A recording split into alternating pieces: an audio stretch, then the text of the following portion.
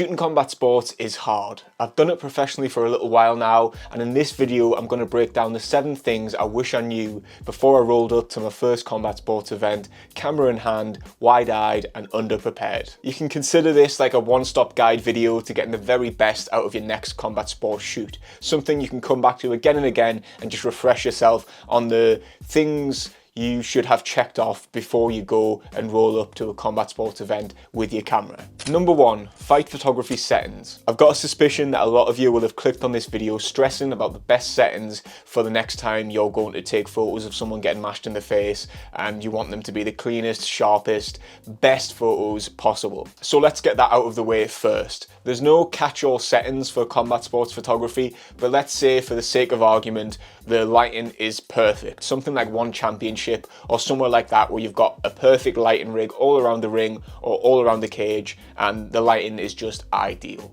In terms of shutter speed, I want minimum 1,000th of a second. I want to be freezing that action, and that is kind of my main priority. In terms of f-stop, I try and go relatively wide. Normally 2.8 is the widest I can go on the lens that I use, and 2.8 is good for getting one fighter in focus and often a little bit of the other fighter as well. So it's pretty good for that, and it still creates some depth. And when it comes to ISO, don't worry about it too much. It can be anything from 1,000 to 6,500. It really depends on how your camera performs in any given lighting situation. And to be honest, I would rather have pictures that are slightly grainy than pictures that just completely blur when there's any action. I'm going for shutter speed here as my priority really, and ISO really, you just use what you need. So, you know, smash it up if you have to. I don't normally go over 6,500, but to be honest, if you've got a camera that can handle going over 6,500, then go for it. Plus, if you're really worried about the noise and the grain you might get with higher ISOs,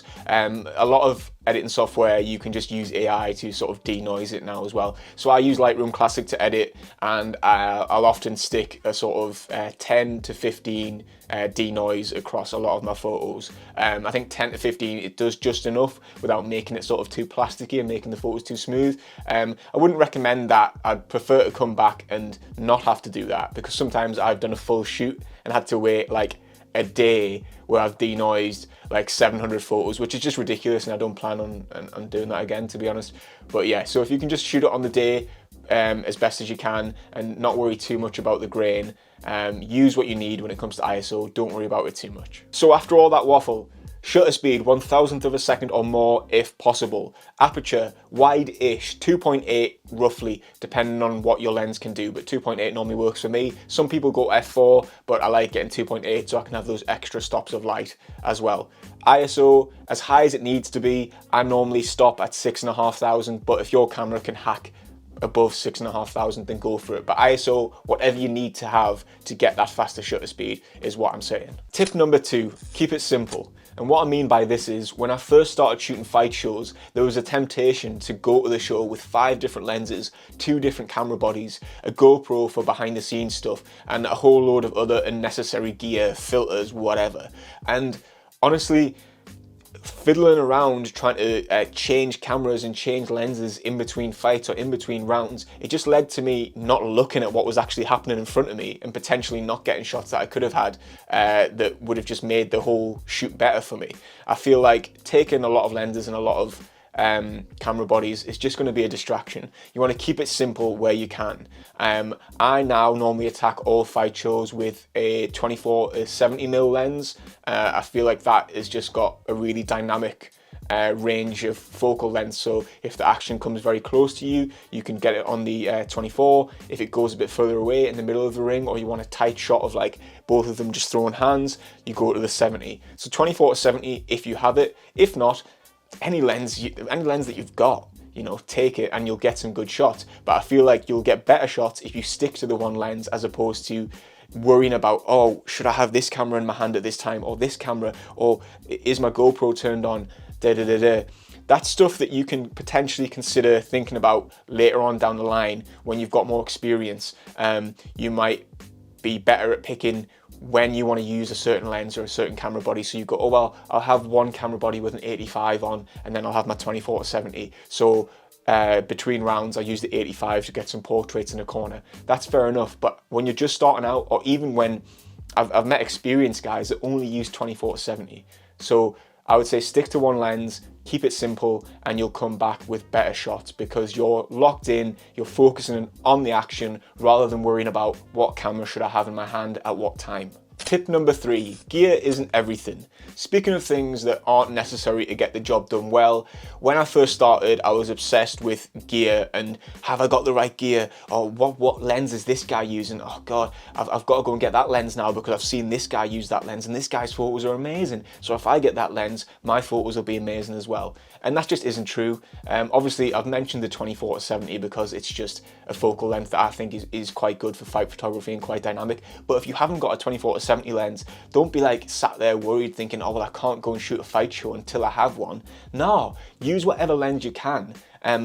It's not about gear. Gear isn't what makes good photos, doesn't make good fight photos, it doesn't make good any photos of any genre. What makes good photographers is the research and the skills and the knowledge they have when they're applying themselves in the moment when they're taking the photos. So rather than being concerned about what lens or what gear to use, at first, just research and shoot and watch more videos like this, for example. Dive headfirst into looking at other people's content, of watching videos like this, doing research and knowing how to get the best out of the gear that you've already got. Like, no amount of gear will make you a good photographer if you have no idea what you're doing with the gear anyway. You could buy the most expensive camera and the most expensive lens, but if you turn up and you just haven't got a clue what you're trying to shoot, it's going to come out worse than someone who turns up with a kit lens. So research is more important than gear. Research, skills, knowledge, and developing that sort of photographic eye, I suppose, is much more important than gear. If you're enjoying this video so far, I'd really appreciate if you hit subscribe. I want to be doing more videos like this, giving you tips and tricks, taking you behind the scenes on shoots, and hopefully also some opportunities to come and shoot at events with me at some point in the future. I want to make this channel like a community of combat sports photographers and sports photographers looking to improve, because that's why I'm starting this channel, because I'm looking to improve as well. I don't think I know everything, and I'm never going to know everything. And speaking to people like yourselves who are going to drop the comments, that's what I'm looking forward to. I want to interact and engage and develop my own skills as well as trying to help you develop yours. So hit subscribe if you're enjoying it so far. Leave a comment, ask me any questions, technical, philosophical, about photography, life, fighting, anything, and I'll reply to each and every one of them. Let's crack on. Tip number 4, choose your position wisely. Now, one of the best things about combat sports photography is that you are right next to the action. You have the best seat in the house, ringside or cage side. And the look of the photos that you're going to capture on the night are significantly impacted by where you choose to stand when you get there. So choosing your spot wisely is hugely important. When it comes to your traditional rings for boxing or Muay Thai, kickboxing, whatever, I'm normally trying to get in one of the 2 neutral corners. And then if there's space, I'll be moving down the ring apron as well. But sometimes at smaller shows, this isn't possible to move up and down the apron because you have your judges, you have your medics, you have coaches, all in the way. So you'll end up getting stuck at that one corner that you've chosen at the start for virtually the entire night. With that in mind, I often try and get the corner that's facing into the crowd if possible. Obviously, this largely depends on like what the venue looks like and what the ring setup is like. But if possible, I'm going to try and get the neutral corner that shoots into the crowd rather than the neutral corner that shoots into the entrance ramp, because the ramp normally has lots of lights and stuff that will just sort of make the photos a little bit messier. Albeit the crowd is going to be out of focus for the most part because they're going to be, significantly far away from the fight. But it just makes for a cleaner photo versus shooting towards the entrance ramp with loads of rogue LED lights or whatever else. Finally on this, there's a practical element of choosing that neutral corner as well and choosing where you're standing on the night, like just throughout. The priority is the fight and the fight show, going smoothly. So you don't want to get in the way of the medics or the coaches or the refs doing the job or the MC. So you've got to choose a position that A, you can get the job done very well and get good photos, but B, you've got to also be hyper aware that you could be getting in the way of, a medic trying to get in and see to a fighter. So choose your position wisely, make sure you can get great photos, but obviously also make sure that you're letting the event run smoothly as well. However, this doesn't mean you can't leave the corner that you choose. I think of it as more like a base camp that I can leave and come back to, and always come back to make sure that I'm out of the way, I'm safe, and all my gear is in one spot and no one's going to trip over it. Sometimes I put my bag like under the ring if possible, or under the judges table, and just, you know, keep an eye on it. And that takes me right on to my next point. Don't zone out, be active. Some of the best photos I've ever taken at fight shows have been between the rounds, not the actual action itself. I feel like a lot of photographers are obsessed with action, whereas I'm obsessed with capturing emotion, and between rounds, that's exactly what you're going to get. It is filled with emotion. It is a boiling pot full of anger, determination, you know, sadness sometimes. Between rounds, you're going to capture that emotion in buckets. Sometimes literally in buckets, like sick. But it's up to you whether you continue to shoot when the fighter's being sick. I would say go. What I'll often do is actually walk along the ring apron, because the judges table or the medics table, like I said, could be in your way. You walk along that ring apron and you can get right into the corner and get really intimate shots with fighters and coaches. Just be careful when you're doing it. You don't want to fall through the judges table like Jeff Hardy or something. Just be careful when you walk along, and when the round is starting, get back into your corner so that, you know, everyone can see the fight. You're not blocking anyone's view, and you're not blocking the judge's view or just being a general distraction for the fighters. Walk along the ring apron, get some really intimate shots, get back. Or if you wanted to shoot the corner that's furthest away from you on the side that you can't get to, just zoom in. Zooming in can work just as well if you haven't got the space to get round, because often at small shows you don't have that space. Just zoom in. But whatever you do, keep active between rounds. That is where you're going to get some of your best photos. You want to be looking for emotion before, during, and after the fight. So just keep active. Don't be like, what do they call it, chimping when you're checking your photos in between rounds. Don't be doing that. There's a time and a place for that. When you're at the fight show, you want to be keeping aware of what's going on so you can capture those moments. It's those unique moments that are going to make your photos stand out from everything else. You want to be looking to capture unique moments every time you go to a fight show. Tip 6 is work with what you have, and that goes from anything from lighting to being stuck in one corner. You're going to go to fight shows and you're going to have terrible lighting. You're going to turn up to fight shows and you're going to have no space, and you're going to have judges and cornermen and medics that want nothing more than for you to fuck off and get out of the way. Some fight shows can be just an absolute shit sandwich, but you've got to be prepared before you go there of how you're going to deal with that shit sandwich when it gets served to you. Like 65% of the time I'm arriving at fight shows and the lighting's awful, and I've just got no space to work, but you've got to be ready to deal with that. When I first started doing this, I would go to fight shows, and occasionally if the lighting wasn't good enough, or I didn't know how to shoot with that level of lighting, I would get into my head and it would just ruin the entire experience for us, and I'd go through that fight show not doing my best work because I'd already decided before I'd even taken a shot that the photos were going to be shit because the lights were shit. But if you just are prepared for that situation, then you'll know what to do. So for example, if the lights are shit, maybe decide that you're going to be taking less action shots and focusing on more emotion between rounds, after the fight, before the fight. Fighters love those photos still. When they're walking out, or when they're talking to the coach, or when they've won the fight, they love those photos. So if you can't get the freezing the motion action shots because the lighting is just so awful, then focus on them. Or if you've only got one spotlight, for example, just accept that your photos are going to be a little bit more dramatic and exposed properly for that one spotlight. Think of it as trying a new style. Think of it as a challenge, something to overcome, and you'll develop your skills hugely. But whatever you do, just don't get inside your own head. Don't think before you've even taken a shot that my photos are going to be shit tonight because the lighting's shit. Just approach it from a different way and just be prepared for those situations, because they're going to come. You're not always going to be shooting at one championship. You might never shoot at one championship. A lot of my favourite photos have came from social clubs with just god-awful lighting. It's going to happen. Be prepared for it. Don't let it get you down. Sometimes you will come back and you'll go like, oh, that's not my best work. But you just got to work with what you have and accept the situation that you're in. Obviously, if you see more lights that aren't turned on, you can ask the promoter to turn them on, but often you'll be stuck with what you've got. So just approach it from a positive perspective rather than getting in your own head and going, oh, my photos are going to be shit, before you've even started.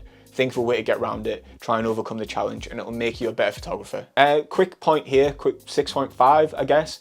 Don't use flash. Obviously, it goes without saying, it's not 1950 anymore. You can't be using flash, it distracts the fighters. I know, the game's gone soft. Muhammad Ali, whatever, had a barrage of flashes coming over when he was fighting. But yeah, you just can't do it anymore, so don't. Finally, point 7. Access is as easy as a message. Now, thank you so much if you've gotten this far.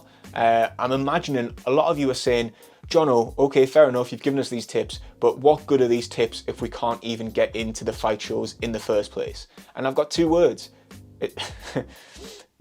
No, it's not that. 2 words, reach out. Honestly, I know it sounds like a cliche, it sounds like bullshit, but it is that easy. Send people a DM on Facebook, Instagram. Start with smaller shows at first, smaller fight promotions, and just send them a message saying, look, I'd like to come and take some photos at your show. Can I come along? It'll be free at first. You'll be doing a lot of free work or low paid work, but it's that's going to build your portfolio, build your skills, and furthermore build your network. And that's what's extremely important, especially in the fight photography world and combat sports photography. It's networking. Once you build that network, you'll have easier access to bigger and better shows, but you've got to do those smaller shows at first just to build your skills and get your name out there. And honestly, it is as easy as a message. The worst that happens, right, is that they don't reply to you, or they reply saying, actually, we've got a media team, it's all right.